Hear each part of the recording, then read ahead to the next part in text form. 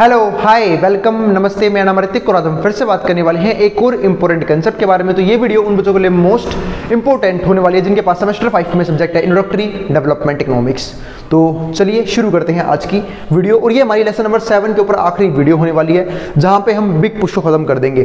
तो जिन बच्चों ने इससे पहले वाली वीडियो ना देखी हो जहां पे मैंने सोशल ओवरहेड कैपिटल या फिर कॉस्ट एक्सप्लेन किया है, तो पहले जाके वो वाली वीडियो देखना ताकि आपको ये वाली वीडियो अच्छे से क्लियर हो जाए। और हमेशा हर एक चैप्टर की वीडियो को सीरीज वाइज देखा करो ताकि आपके हर एक कंसेप्ट सीरीज वाइज ही कंप्लीट होते चले जाएं। आज हम डिस्कस करेंगे कुछ और इंडिविजिबिलिटीज के बारे में जो हमारे सोशल ओवरहेड कॉस्ट के अंदर आती है। तो यानी कि ये हमारी सोशल ओवरहेड कॉस्ट की सेकंड पार्ट होने वाला है। और इस कंप्लीट सीरीज के नोट्स ऑलरेडी बन चुके हैं। जिन बच्चों को नोट्स परचेज करने हैं वो इस नंबर पे जाए 9667836333 यहाँ पे व्हाट्सएप करके नोट्स ले सकते हैं। अब आते हैं आज एक कंसेप्ट के ऊपर। तो कंसेप्ट हमारा क्या है? Indivisibilities of time. अब ये इंडिविजिबिलिटी ऑफ टाइम का मतलब क्या है कि हम सब जानते हैं कि सोशल ओवरहेड कॉस्ट या फिर कैपिटल में खर्चा इसलिए जरूरी होता है क्योंकि उसमें हम कुछ ऐसे इंफ्रास्ट्रक्चर या फिर पब्लिक यूटिलिटीज डेवलप करते हैं जिनसे हमें डायरेक्ट बेनिफिट नहीं मिलता लेकिन वो बिजनेस को रन करने में हेल्प करते हैं। इसलिए उस पर खर्चा करना क्या होता है, बहुत जरूरी होता है। तो बात है कि यहाँ पे टाइम की इंडिविजिबिलिटीज कैसे है, देखो समझते हैं। तो creation of social overhead capital must preceded other directly productive industries. तो हम सोशल ओवरहेड कैपिटल पे खर्चा इसलिए करते हैं ताकि और जो प्रोडक्टिव इंडस्ट्रीज हैं वो डेवलप की जा सके, क्योंकि बिजनेसेस ऐसी जगह ही डेवलप होंगी जहां पे फैसिलिटीज जो है प्रॉपर तरीके से अवेलेबल है। यानी कि जो बेसिक फैसिलिटीज है जैसे कि पावर हो सकता है, वाटर सप्लाई हो सकता है, ट्रांसपोर्टेशन सिस्टम हो सकता है। तो जहाँ पे सारी चीज़ें वेल डेवलप होंगी वहीं पे इंडस्ट्रीज डेवलप होती है। यानी कि ये कुछ पब्लिक यूटिलिटीज़ हैं जहाँ पे ये सारी फैसिलिटीज़ मिलेंगी, बिजनेसमैन वहीं अपना बिजनेस सेटअप करने की कोशिश करते हैं। तो अब इसके बाद देखते हैं। तो so that it is irreversible और इंडिविजिबल इन टाइम। तो ये हमारा इरिवर्सिबल है, मतलब इसको हम रिवर्स नहीं कर सकते। अगर हमें बिजनेस सेटअप करवाने हैं कि जो भाई हम चाहते हैं कि इंडस्ट्रीज आए उस जगह पे बिजनेस सेटअप करे, तो हमें वो सारी फैसिलिटीज प्रॉपर तरीके से टाइम टू टाइम प्रोवाइड करनी ही पड़ेगी। और अगर हम टाइम टू टाइम प्रोवाइड नहीं कर पा रहे, इसका मतलब क्या है कि वहाँ बिजनेस सेटअप नहीं हो सकते। अब देखो ये जो सारी फैसिलिटीज का नाम लिया मैंने, चाहे वो पावर हो, चाहे वो ट्रांसपोर्टेशन हो, चाहे वो गैस सप्लाई हो, वाटर सप्लाई हो, एजुकेशन हो, हेल्थ केयर हो, ये सब कहाँ मिलते हैं? तो ये सबसे ज़्यादा फैसिलिटीज अवेलेबल होती हैं अर्बन सिटीज़ में। तो इसलिए जो बिजनेस है या फिर जो इंडस्ट्रीज़ हैं वो सबसे ज़्यादा डेवलप कहाँ पे करती हैं? जो अर्बन सिटीज़ हैं वहाँ पे। इसलिए कोई बिजनेसमैन जो है वो रूरल एरिया में अपने बिजनेस को सेटअप करना नहीं चाहता, क्योंकि वहाँ पे कहीं ना कहीं इन फैसिलिटीज़ की, इन बेसिक फैसिलिटीज़ की लैक देखने को मिलती है। यानी कि वहाँ पे कमी होती है इन बेसिक फैसिलिटीज़ की। इसकी वजह से बिजनेसमैन जो है वो हमेशा अपनी इंडस्ट्रीज़ को अर्बन सिटीज़ में डेवलप करता है, ना कि रूरल सिटीज़ में। तो ये हमारा क्या था? इंडिविजिबिलिटीज ऑफ टाइम। इसके बाद क्या आता है? Indivisibilities of creating एसओसीज। अब कौन कौन सी इंडिविजिबिलिटी है? पहले तो क्या आता है? Indivisibilities of time. तो SOC is irreversible in time as it has to be provided before setting up directly productive industry. तो अब ये इरिवर्सिबल है एसओसी। अब एसओसी इरिवर्सिबल क्यों है? क्योंकि पहले हमें ये डेवलप करने ही होंगे तभी हमारे बिजनेस डेवलप होंगे, और अगर हम ये डेवलप नहीं कर रहे तो बिजनेस भी डेवलप नहीं होंगे। इसके बाद हमारे पास अगला पार्ट क्या आता है यहाँ पे? इंडिविजिबिलिटी ऑफ ड्यूरेबिलिटी। अब देखो एसओसी जो है वो एक लॉन्ग पीरियड ऑफ टाइम के लिए होता है। सपोज करो आपने कोई हॉस्पिटल बना दिया अच्छे हेल्थ केयर के लिए, आपने पाइपलाइन डेवलप कर दी गैस की सप्लाई के लिए, वाटर की सप्लाई के लिए, ठीक है, आपने रोड्स बनवा दिए ताकि ट्रांसपोर्टेशन इजी हो जाए। तो ये सब क्या है? लॉन्ग टर्म इन्वेस्टमेंट है, शॉर्ट टर्म इन्वेस्टमेंट पर्पस नहीं है यहाँ पे। यानी कि इनका गेस्टेशन पीरियड हम जो है वो काफी लंबा होता है। एक बार जो पैसा इन्वेस्ट कर दिया वो लॉन्ग टर्म तक क्या करेगा? सर्वाइव करेगा।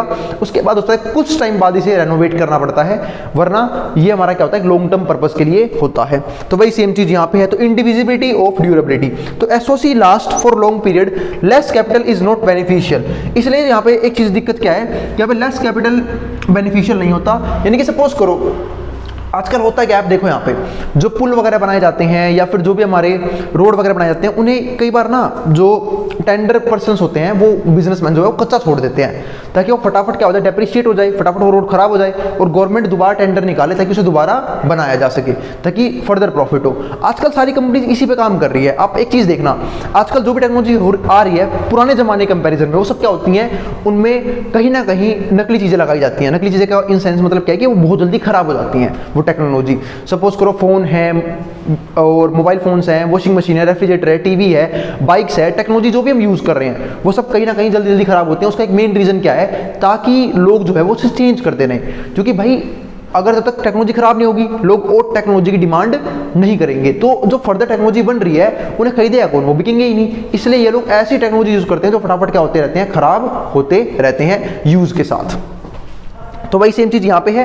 तो अगर कहीं पे हम लेस कैपिटल लगा रहे हैं तो वो बेनिफिशियल नहीं होगा। हमें एसओसी में हमेशा क्या करना चाहिए, हाई कैपिटल यूज करना चाहिए। मतलब अपनी पूरी इकोनॉमी का, पूरी जीडीपी का 30 से 40% यहाँ पे खर्च करना चाहिए एक अंडर डेवलप्ड इकोनॉमी को, तब जाके जो एसओसी कोस्ट है वो इसी तरीके से डेवलप हो पाती है। क्योंकि ये हमारा एक लॉन्ग टर्म पर्पज होता है। क्योंकि अगर मान लो आपने कम कैपिटल यूज कर दी तो वो शॉर्ट टर्म में वो इंफ्रास्ट्रक्चर काम करेगा, लेकिन लॉन्ग टर्म में काम नहीं करवा पाएगा, जिसकी वजह से आपको बार बार उस पर खर्चा करना पड़ सकता है। अब आगे हमारे पास अगला पॉइंट क्या आता है, तीसरा पॉइंट हमारा इंडिविजिबिलिटी ऑफ लॉन्ग गेस्टेशन पीरियड। अब ये लॉन्ग गेस्टेशन पीरियड का इंडिविजिबिलिटी क्यों बता चुका मैं ऊपर वाले पॉइंट में, कि अगर आप, सिंपल सी बात है, अगर आप हायर कैपिटल यूज कर रहे हो सोशल ओवरहेड कॉस्ट को डेवलप करने के लिए, फिर कैपिटल को डेवलप करने के लिए, तो वो लॉन्ग टर्म पीरियड के लिए सर्वाइव कर सकता है। लेकिन अगर आप एक कम अमाउंट में सोच रहे हो कि मैं रोड वगैरह बना दूं, हॉस्पिटल वगैरह बना दूं, तो कहीं ना कहीं वो आपका शॉर्ट रन में ही काम करेगा, लॉन्ग रन में काम नहीं करेगा। हो सकता है बिल्डिंग खराब हो जाए, उसे बार बार रेनोवेट करना पड़े, तो उन सब चीज़ों में बार बार जो है कॉस्ट या फिर पैसा खर्च होता रहेगा। तो वही सेम चीज़ यहाँ पे है। फोर्थ पॉइंट में क्या है, investment of an irreducible industry mix of public utilities. आप किसी इरिड्यूसिबल इंडस्ट्री पे जो है इन्वेस्टमेंट कर रहे हो, वो क्या होता है, मिक्स ऑफ पब्लिक यूटिलिटी के साथ। जैसे मैं आप देखो, SOC must be developed immediately. SOC जो है वो हमें इमीडिएटली डेवलप करना पड़ेगा। अब ऐसा क्यों करना है, ऊपर वाले पॉइंट में बता चुका था कि जब तक एसओसी डेवलप नहीं होगी, कोई भी फॉरेन इन्वेस्टमेंट या फिर डोमेस्टिक पर्सन जो है वो अपनी कंपनी सेटअप नहीं करेगा उस एरिया में, क्योंकि उसे बाकी सारी फैसिलिटीज जो है वहाँ पे अवेलेबल नहीं मिलेगी, तो उसको बिजनेस करने में दिक्कत आएगी, तो जिसकी वजह से वो बिजनेस सेटअप नहीं करेगा। तो अगर किसी भी कंट्री को पहले ग्रो करवाना है तो वहाँ पे उसे सोशल ओवरहेड कॉस्ट पे या फिर कैपिटल पे खर्चा करना ही पड़ता है, ताकि वो बेसिक पब्लिक फैसिलिटीज को डेवलप करे, उसके बाद ही वहाँ पे बाकी बिजनेसेस आते हैं। तो isolated facilities will not be beneficial. सिर्फ छोटी मोटी फैसिलिटी से काम नहीं चलेगा, उन्हें प्रॉपर डेवलपमेंट करनी पड़ेगी। आप चाहे कितनी डेवलपमेंट इकोनॉमी देख लो, चाहे वो यूएसए की हो, चाइना की हो, हमारा अमेरिका यूके की हो, इन सब में क्या बात है, इन सब लोगों ने पहले ही सोशल ओवरहेड कॉस्ट को डेवलप किया था, यानी कि पहले बेसिक नीड्स कंप्लीट करी थी। आप ये देखो ना, जब अंग्रेज इंडिया में आए थे तो उन लोगों ने रेलवे लाइनें सेटअप करी थी, कम्युनिकेशन डेवलप किया था, बेसिक फैसिलिटीज, एजुकेशन को इंप्रूव करने की कोशिश करी थी कि सबके सब जो हैं एजुकेटेड पीपल यहाँ पे रहें। तो ये सारी चीज़ें उन्हें इंप्रूव करी थी, हमारे बेनिफिट के लिए नहीं, अपने बेनिफिट के लिए, ताकि ट्रेडिंग सिस्टम को, बिजनेस को अच्छे तरीके से डेवलप कर पाए। अब अगर मान लो रेलवे नहीं होता तो उनको ट्रांसपोर्टेशन में दिक्कत आती, तो कहाँ से चलाते हैं बिजनेस, तो बिजनेस को सर्वाइव करना बहुत मुश्किल हो जाता। इसलिए इन लोगों ने पहले बेसिक नीड्स कंप्लीट करी, उसके बाद जाके बिजनेस उन्होंने स्टार्ट किए थे, बिजनेस शुरू किए थे अच्छे तरीके से। तो ये सारे हमारे क्या हैं पॉइंट्स कि हमें एसओसी में किस किस तरह की इंडिविजिबिलिटी देखने को मिलती है जब हम एसओसी क्रिएट करने जाते हैं। तो इसके बाद दो बहुत तगड़ी इंडिविजिबिलिटीज़ हैं वो डिस्कस करते हैं। एक तो हमारे पास क्या आता है, इंडिविजिबिलिटी इन डिमांड। अब बात यह है कि भैया ये इंडिविजिबिलिटी इन डिमांड क्या है वो डिस्कस करते हैं। तो यूडीसी क्या है, under development countries have small size market. अब भाई जो भी अंडर डेवलप्ड कंट्रीज होंगी उनकी मार्केट क्या होगी, काफ़ी छोटे साइज की होगी, यानी कि बिजनेस क्या होंगे, काफ़ी छोटे लेवल पे डेवलप हो रखे होंगे, बड़े लेवल पे कोई बिजनेस नहीं होगा। तो UDCs have small sized market, इनकी मार्केट क्या होगी, small sized, due to low per capita income. किसकी वजह से, due to low per capita income and low purchasing power of people. क्योंकि एक तो लोगों की इतनी इनकम नहीं है कि लोग इतने बड़े लेवल पे इन्वेस्टमेंट कर सके, दूसरा लोगों की जो परचेजिंग पावर है वो भी क्या है, कम है। क्यों, लो इनकम होने की वजह से। तो इसका मतलब यूडीसीज के अंदर जो भी मार्केट होती है वो हमेशा क्या होती है, स्मॉल साइज मार्केट होती है। जैसे आप आजकल जो है, अब मैं इंडिया, हमारा क्या है, इंडिया भी क्या है, एक अंडर डेवलप्ड इकोनॉमी है, तो इंडिया में ही देख लो आप, आजकल जो है बिजनेस डेवलप होने शुरू हो गए हैं। जैसे रिलायंस इंडस्ट्रीज जो है एक बहुत बड़ी कंपनी बन चुकी है, टाटा का सेक्टर काफी अच्छे तरीके से ग्रो कर चुका है, अडानी सेक्टर काफी अच्छे तरीके से ग्रो कर चुका है। लेकिन अगर आप देखोगे कुछ साल पहले, मतलब 20-30 साल पहले, तो एक जनरेशन पहले ना, ये बिल्कुल छोटी छोटी कंपनीज हुआ करती थी, ये धीरे धीरे करके इस लेवल तक पहुंची है। अब इसके बाद हमारे पास क्या आता है, it can be taken care of by expanding the size of market and developing complementary industries together. और हम ऐसा कैसे कर सकते हैं, ध्यान रखना, इंडिविजिबिलिटी ऑफ डिमांड का मतलब यहाँ पे क्या है कि डिमांड को किस तरीके से डिस्ट्रीब्यूट करना है। अब अगर हमें एक्सपेंड करना है किसी भी इकोनॉमी को, उसका एक तरीका क्या है कि आप एक साथ बहुत सारी इंडस्ट्रीज पे ध्यान देना शुरू कर दो। सपोज करो मुझे इंडस्ट्रियल सेक्टर पे ग्रो करना है, तो कैपिटल सिर्फ एक जगह मत लगाओ कि सिर्फ मुझे अब इंडस्ट्रीज के भी सेक्टर होते हैं ना बहुत सारे, तो उन सेक्टर में से हर एक सेक्टर, जैसे कि ऑटोमोबाइल अपने आप में एक सेक्टर है, कम्युनिकेशन एक सेक्टर है, ठीक है, पावर एक सेक्टर है, तो ये सारी कुछ क्या है सेक्टर है इंडस्ट्रीज के। तो हमें सबकी डेवलपमेंट एक साथ करनी पड़ेगी ताकि जो इंडस्ट्रियल सेक्टर है वो एक साथ ग्रो करे। तो वही सेम चीज यहाँ पर लिखी है। तो it can be taken care of by expanding the size of market.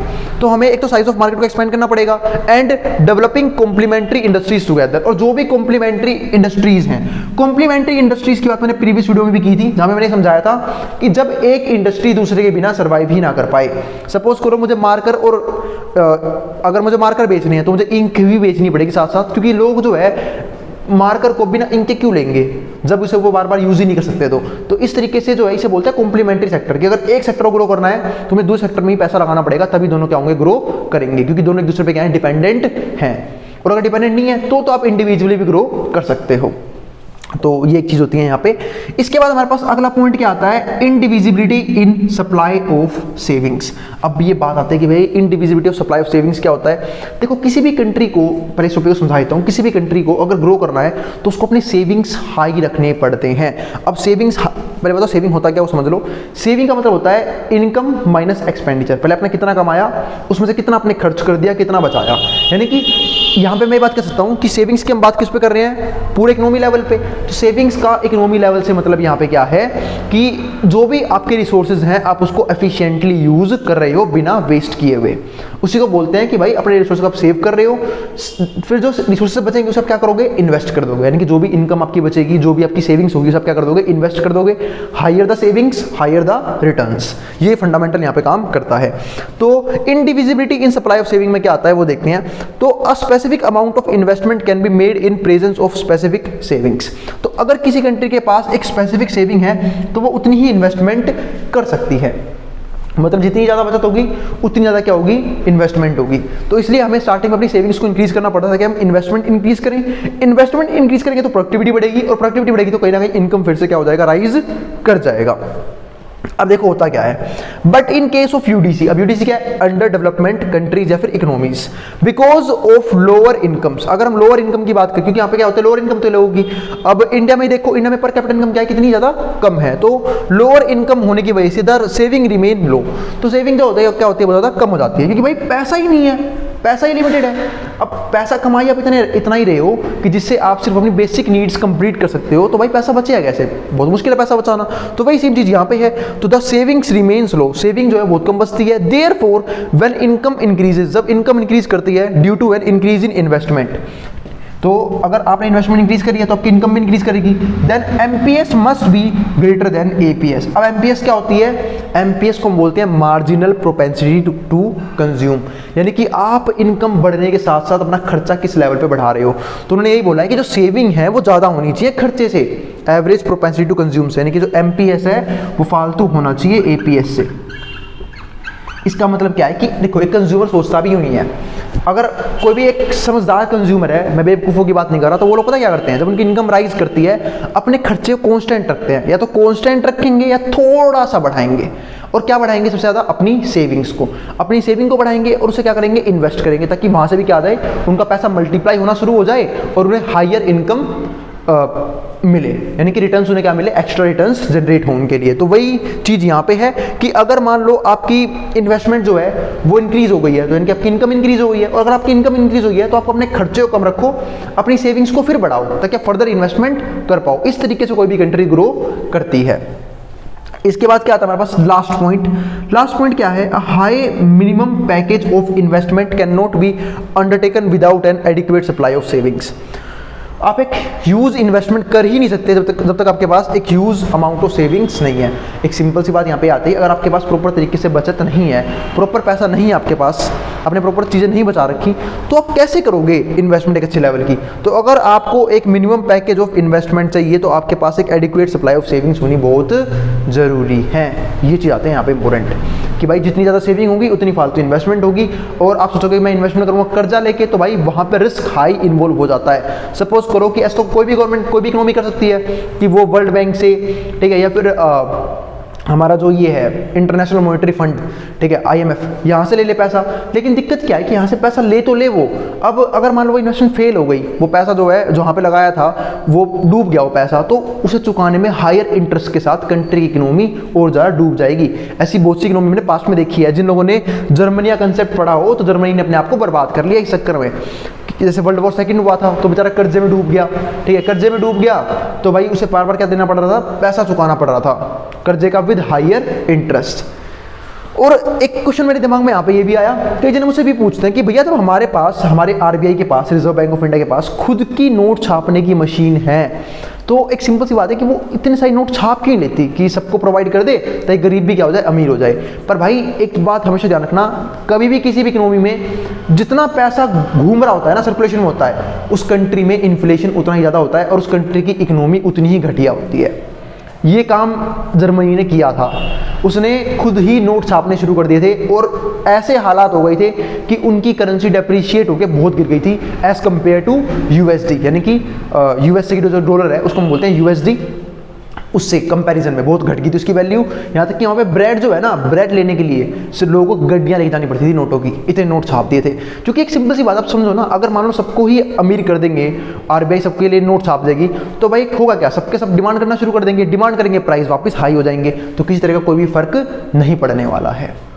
तो ये एक दिक्कत हो जाती है। तो इसलिए इकोनॉमी में जितने नोट रन करेंगे, जितना पैसा सर्कुलेशन में होगा, महंगाई उतनी ही बढ़ेगी। और आप धीरे धीरे देख भी रहे हो RBI नोट छाप रही है तो महंगाई और ज़्यादा बढ़ रही है, ना कि कम हो रही है। तो ये था हमारा आज का कंप्लीट कंसेप्ट। उम्मीद है आपको आज के हर एक टॉपिक क्लियर हो गए होंगे। मिलेंगे हम अगली वीडियो में जहाँ पे हम बात करेंगे नए लेसन के बारे में। लेसन नंबर 7 हमारा यहाँ पे खत्म हो गया है। फिर भी किसी भी तरह की क्वेरी आ जाए, कोई भी टॉपिक समझना है, उसके लिए कमेंट बॉक्स में कमेंट कर देना, मैं उस क्वेरी को रिजोल्व करने की पूरी कोशिश करूँगा, ठीक है। और किसी प्रकार के सजेशन हो उसके लिए भी आप मुझे कमेंट बॉक्स में कमेंट कर सकते हैं। और अगर वीडियो पसंद आई हो तो वीडियो को लाइक किए बिना मत जाना और चैनल को सब्सक्राइब भी कर देना ऐसी वीडियोस के लिए। मिलेंगे अगली वीडियो में, तब तक के लिए ये वीडियो देखते रहना। अब जिसको जो उतार सकता है मैं बोर्ड के सामने से।